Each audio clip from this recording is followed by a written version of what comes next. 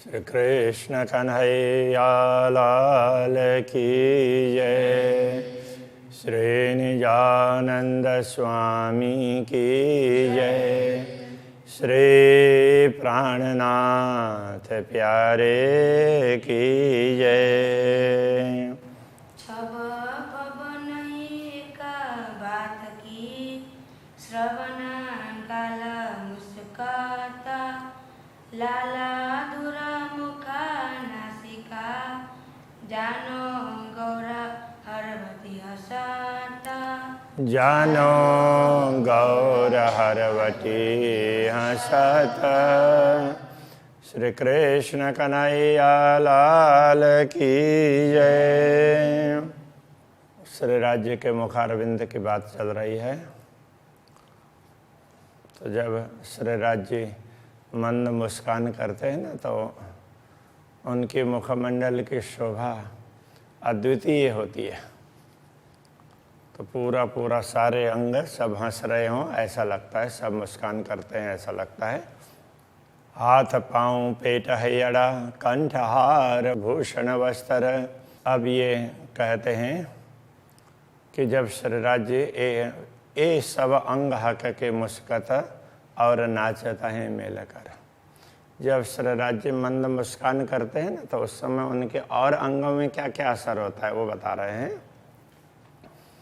हाथ पाँव पेट वक्षस्थल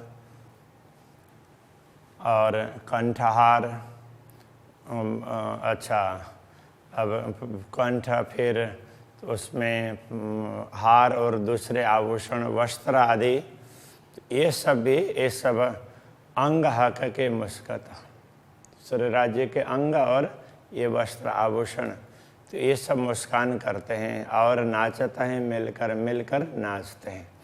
तो यहाँ ये समझना पड़ेगा कि उनके अंग हैं, अंग सब मुस्कान करते हैं और जो वस्त्र और आभूषण हैं तो वो नृत्य करते हैं। तो इस प्रकार से तो वो ये श्री राज्य के मंद मुस्कान का भी पूरे शरीर में, पूरा शरीर उस प्रकार से उनके अंग अंग आनंदित होते हैं। तो ब्रह्मात्मा वो देखती है तो उसको बड़ा आनंद आता है। तो वो कहना चाह रहे हैं, बल बल जाऊं मुखा के शोभा अति सुंदर।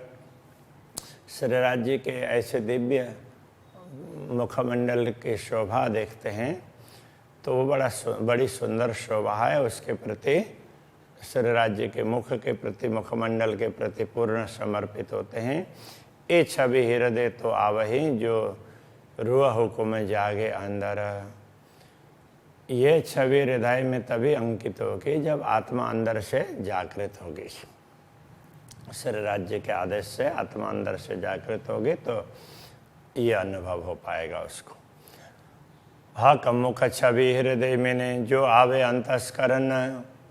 श्री राज्य के मुखारविंद की छवि जब हृदय में अंकित होती है तो अंतःकरण, और अब उसके साथ में फिर वो अंतःकरण में भी तो उसका असर पड़ता है। तो इतने में तो इसके साथ में क्या होगा, तीन भेली लज्जत लाड़ की आवे अरस के अंग वतन। तो जो परमधाम का अंग, परमधाम में परात्मा है, उसको जो अक्षरातीत के साथ में अक्षरातीत का लाड़ का लज्जत, मतलब उनके प्रेम का स्वाद उसको जो प्राप्त होता है, वो भी यहाँ इसको प्राप्त होने लग जाएगा। ये आत्मा अनुभव कर पाएगी, ऐसा कह रहे हैं। तो परमधाम का सुख वो इनको भी यहाँ इस दुनिया में भी इस प्रकार प्राप्त होगा। गौर मुख लाल अधुर ये जो सलु की शोभित है। श्री राज्य का मुखारविंद, मुखमंडल गौर है और अधर है वो लाल है। ये जो सलु की शोभित है और इसकी सुंदरता इतनी सुंदर है। ये जुआ तो कह सके जो कोई होए निमुनाइत। तो ये जुआ उसको तभी बता सकती है जिसके लिए दुनिया में उसका कोई उदाहरण हो, दूसरा कोई उदाहरण ही नहीं है। इसलिए बहुत सुंदर है, बस इतना ही कहना पड़ता है, ये कहना चाह रहे हैं। दूसरा कुछ ज़्यादा बताने के लिए शब्द ही नहीं है।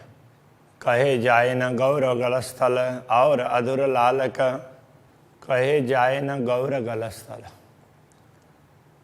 गलस्थल का तात्पर्य ये कपोल, गौर कपोल, अधर उनकी लालिमा, और श्री राज्य के पूरे मुखमंडल की चकलाई का तात्पर्य आभा, सब रस भरे नूर ऐसा, वो प्रेम रस से भरे हुए हैं, इन सब का वर्णन नहीं हो सकता।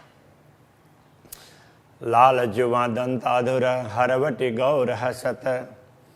जब हंसते हैं ना तो उस समय क्या है, लाल जुवा, जुवा लाल लाल वो भी थोड़ी दिखाई देती है। दंत है, दंतावली, अधुर हरवटी अधर, और हरवटी चिबुक, ये सभी हंसते हैं सब एक साथ में। जब मुस्कान राज्य मुस्कान करते हैं तो उनके मुस्कान में सारे मुस्कुराते हो ऐसा लगता है।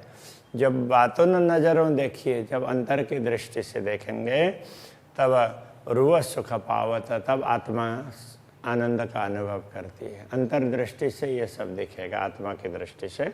अधुर हरवटी बीच में क्यों कहूँ लाख सलू का। अधर और चिबुक दोनों के बीच में यहाँ जो गहराई का भाग है, तो उसमें भी उसकी भी सुंदरता एक अलग से दिखाई देती है। ए अचरज मोहे होता है, दिल देख न हो तो भूख भूखा।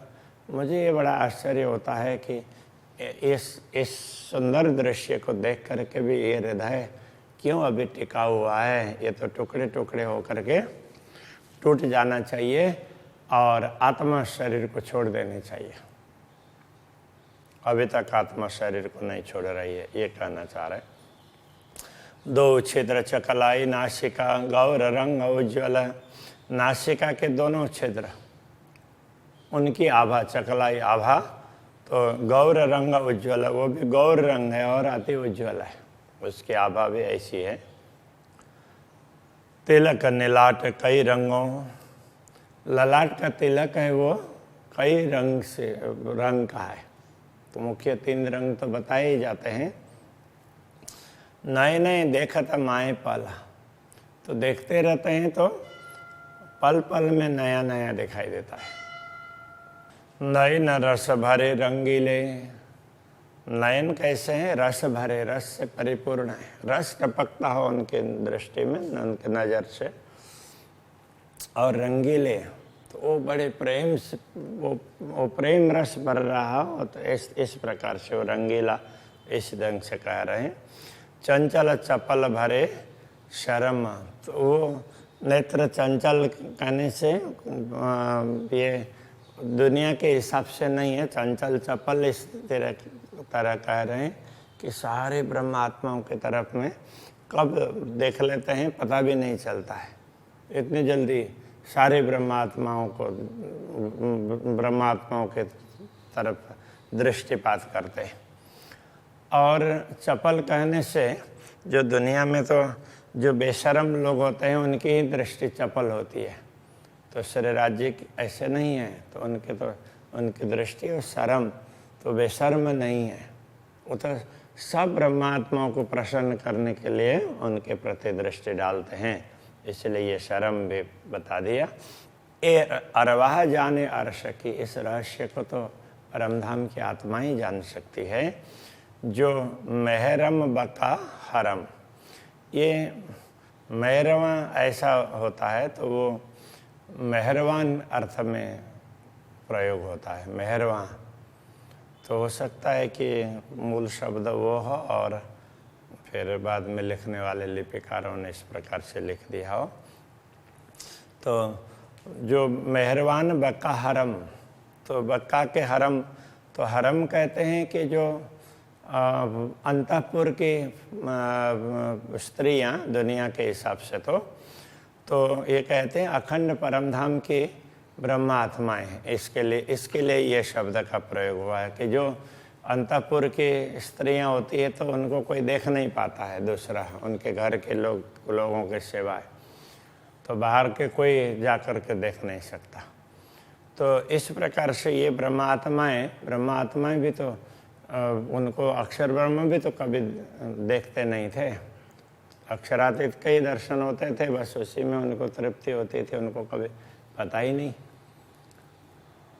तो इस प्रकार से तो जो ये परमधाम की आत्माएं, परमधाम के अंतःपुर की आत्माएं हैं, और ये पूर्ण ब्रह्म परमात्मा मेहरबान कृपालु पूर्ण ब्रह्म परमात्मा की आत्माएं हैं, तो वही इस रहस्य को समझ सकती है। नेत्र अनिया अति तीखियाँ, नेत्र की पुतली है, बड़ी तीखी, मतलब अनी वाली है। रस इश्क भरे पूर्ण प्रेम रस से भरी हुई है। एक खैंचे जिना रुआ ऊपर, जिस ब्रह्मात्मा की तरफ इस दृष्टि पड़ती है तो वो जैसे बाण खींचते हैं उस तरह से जिधर उनकी दृष्टि पड़ती है ताए सालत है निष्दिन, तो उनको वो तो रात दिन तो उसको वही दिखाई देता है कि कब मैं धनी के दर्शन करूं, कब उनके चरणों में पहुंचूं, इस प्रकार का होता है। तो दुनिया में रहने पर भी तो ब्रह्मात्मा को यदि ये इस प्रकार की दृष्टि दिखाई देगी तो उसको रात दिन बेचैनी होती है अक्षरातीत के से मिले बिना, ये बताना चाह रहे हैं। श्याम श्वेत भौहें लवने नेत्र गौर गिरदवाए, तो भौं कैसे हैं भ्रिकुटी, तो वो श्याम और श्वेत है। तो आँख के दूसरा रंग है वो उज्जवल गौर वर्ण का है, और बीच में तो ये काले ये बाल के उसके हिसाब से वो भ्रिकुटी वो काली दिखाई देती है। नेत्र गौर गिरदवाए, और नेत्र के चारों तरफ पे सफ़ेदपन है, गौर वर्ण है। स्याह पुतली बीच सुपेत में, तो ये सफ़ेदी के बीच में वो पुतली है, वो काली काली, स्याह का तात्पर्य काली, तो काली पुतली दिखाई देती है। जंग जोर करता सदाए, तो ये पुतली है सफ़ेद। अब आँख में भी क्या है, पुतली के चारों तरफ का भाग वो सफ़ेद होता है, तो वो कभी इधर जाती है कभी उधर जाती है, तो सफ़ेदी और वो पुतली के काली माहें दोनों जंग करते हों ऐसा लगता है। ये एक वो सुंदरता इस प्रकार से है, वो कहने का तात्पर्य है। शोभा धरत दो श्रवणों मोती उज्ज्वल बीच लाल, दोनों श्रवण में मोतियों की शोभा है। वो कैसे हैं कि पूरी मोती की लड़ी है तो बीच में लाल मानिक है, तो सफ़ेदी के बीच में लाल है। ए मुखरुआ जब देखई बल बल जाऊँ तीन हाल, ऐसे मुखारविंद का दर्शन करती हो जब आत्मा, तो उस समय उसको कितना आनंद आएगा, तो उसके प्रति वो पूर्ण रूप से समर्पित होते हैं। प्यारी बातें करे जब आशिक हेते सुनत कर कान हक कान, जब प्यारी ब्रह्मात्मा पूर्ण ब्रह्म परमात्मा से प्रेम से बात करती है तो धामधनी भी बड़े प्रेम से हेत से सुनते हैं, कान दे करके उनकी बातों को ध्यान से सुनते हैं। क्यों कहूँ सुखते न रूह के, जो प्यार कर सुने सुभान, तो जिनकी वचनों को धामधनी प्रेम से सुनते हों तो ऐसे ब्रह्मात्माओं को कितना सुख प्राप्त होगा, कितनी आनंदित होती होगी, उस सुख का कैसे वर्णन करूं। रूह बात करे एक हक सो, हक दे तब पड़ उत्तर चार, तो प्रेम ऐसा होता है कि यदि ब्रह्मात्मा एक बात करती हो तो भी वो 4 बार उत्तर दे रहे हो ना, ऐसा लगता है। इसका अर्थ ये है कि जैसे किसी को कोई बोलते हैं तो परवाह नहीं है तो एक बार में नहीं भी सुने, और परवाह हो तो स्पष्ट नहीं भी सुनाई दिया तो भी दौड़ करके पहुंच जाते हैं ना, तो कुछ कहा था क्या, ऐसा वो जा कर के पूछने लग जाते हैं, आप कुछ कह रहे थे क्या, तो वो है एक भाव है।